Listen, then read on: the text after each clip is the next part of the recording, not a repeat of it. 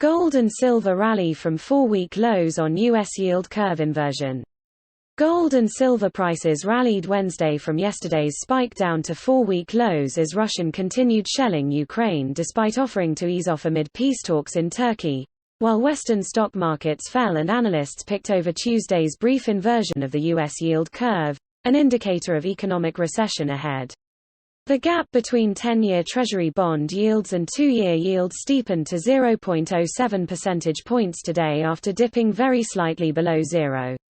Gold rallied to $35 per ounce from Tuesday's spike down to $1,890, while the price of silver, which finds around 55% of its demand from industrial and technological uses, rebounded by $1 from its plunge to $23.98.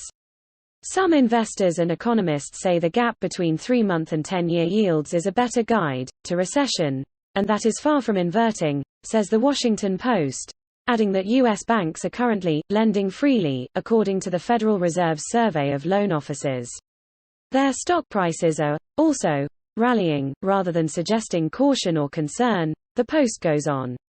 Even so, and with the interest rate market now expecting a half-point hike from the U.S. Fed at its May meeting, the movements in the 2s and the 10s are a reflection that the market is growing nervous, an analyst tells Reuters.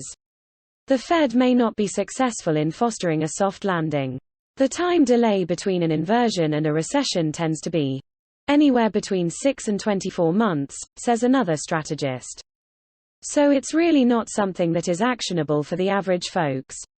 10-to-2 yield curve inversions, so called because longer-term rates are typically higher than short-term rates, have preceded each of the last 6 recessions in the U.S., including the deep but short-lived COVID crash of spring 2020.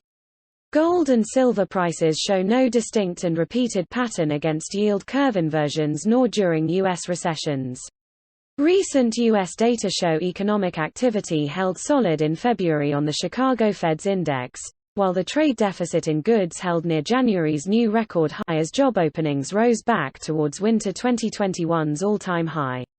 Durable goods orders sank last month however in the face of inflation hitting fresh 4-decade highs, while business investment fell for the first time in a year and the number of pending home sales dropped hard after house prices rose by 19.1% per year in January on the Case-Shiller index, just shy of last summer's all-time record pace.